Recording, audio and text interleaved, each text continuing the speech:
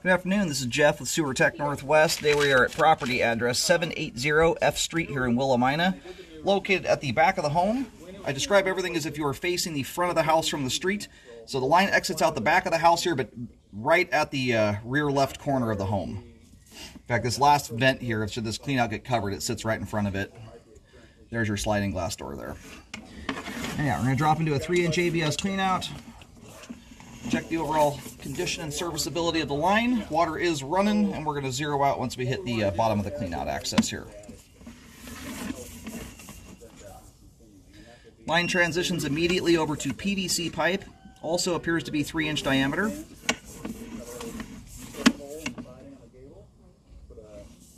We're going to come back and take a look at that spot there. There's a little bit of stringy stuff at the pipe joint, but not immediately jump into roots yet. There's very common stringy stuff, whether it comes from the laundry machines, dental floss, all kinds of stringy stuff goes down sewer lines and can get caught at the pipe joints. Whoever's been living here has done a fabulous job at keeping this thing clean. There is not a speck of grease buildup anywhere. Looks magnificent in that manner. And I highly recommend keeping that up. After doing over 25,000 scopes and a lot of drain cleaning over the years, grease buildup is honestly more concerning to me than a lot of structural problems that often get nitpicked during real estate transactions. Bellies, offsets, not that they can't cause a problem, but in my experience it is often a conjunction of a structural problem exacerbated by something like a bunch of grease buildup that really kind of finishes the job.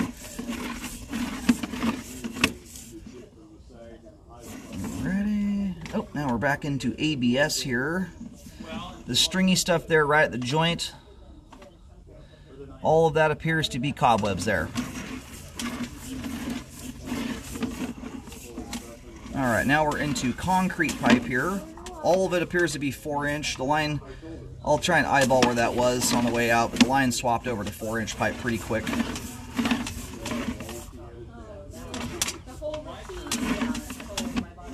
Ooh, darn, there's a big old root right there. Another one here. We'll be getting those marked on the way out. First and foremost, when it comes to roots, my general recommendation is to repair them. Obviously, you can do things like root cutting and maintain the line that way, but it's a less permanent fix. Alright, here's a much longer sewer line than I thought it was going to be. A very long line, 108 feet to the main.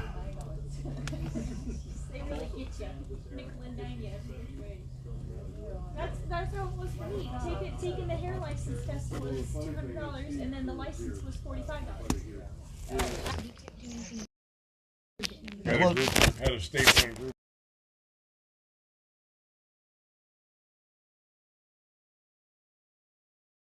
I located the camera head successfully. So again, as you face the front of the home from the street, the line basically runs to the rear property line, turns and heads out to the side street directly to the right of this home. I did put a rough green T marking down there in the roadway as a reference marking.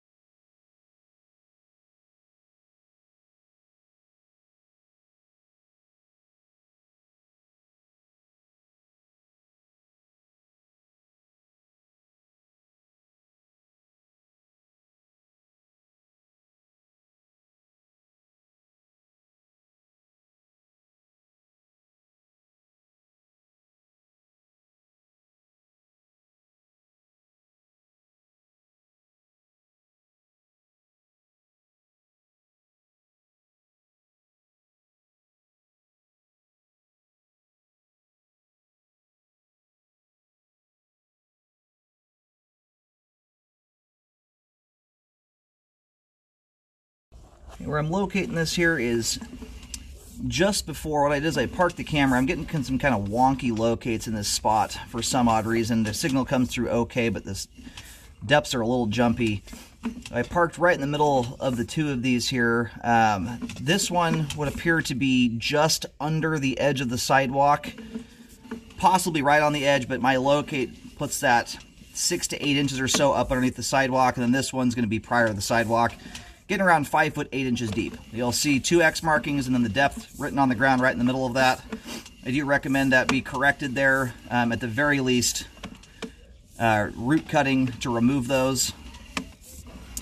That has been spot repaired once before. Ideally, when you do those, you get larger sections. The tricky part is transition joints, especially when plastic meets concrete. Transitions in general tend to be your weakest joints out there to root intrusions. So when the live root system remains in the ground, ideally what you want to do is a larger swath of pipe to ensure you get those transitions as far from the roots as possible. The other option would be to do something like a trenchless epoxy liner, which I'm not sure that would end up being cheaper or not, more cost effective, but what you do end up with is you can line over larger sections, overlap more joints that way to help protect that against future intrusions. If that does get repaired, highly recommend a rescope afterwards. You want to do that when the trenches are closed. But before, if you had to do like a concrete pour, that one's so close to the sidewalk edge you could potentially tunnel and avoid messing with the concrete square. But if concrete does have to be poured, you want to do the scope when everything is buried, compacted, ready for pouring. Scope, make sure you don't have any settling issues, and then put your concrete over the top of it.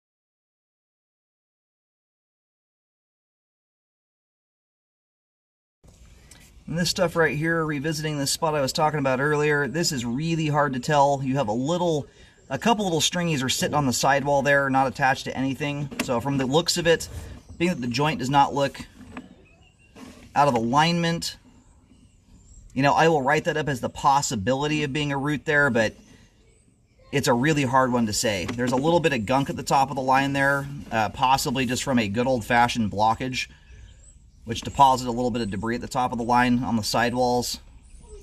So I'll write up the possibility of it. There's just not enough there to confirm that's even what that is. It could easily be just some kind of debris stuck to the sidewall of the pipe. You can see how blatantly obvious the other ones were. They tend to display themselves a little differently, poking out from the pipe wall, not plastered up against it like that. It's usually more obvious than that.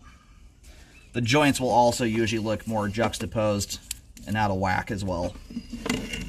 So aside from the areas there around 83 and 85 feet where we have the large root intrusions, the rest of the line here all appears to be in good condition and or in good shape for its age, i.e. the concrete pipe. Very clean and has good flow. That's outside the areas with roots. Obviously with the roots in there, we are running the risk of blockages occurring due to those. So if repairs are not done at the least, you want to get the roots cut out of there, and then you want to rescope it about 1 year. That's to get an idea as to how aggressively they grow back and how often you want to do root cutting on them.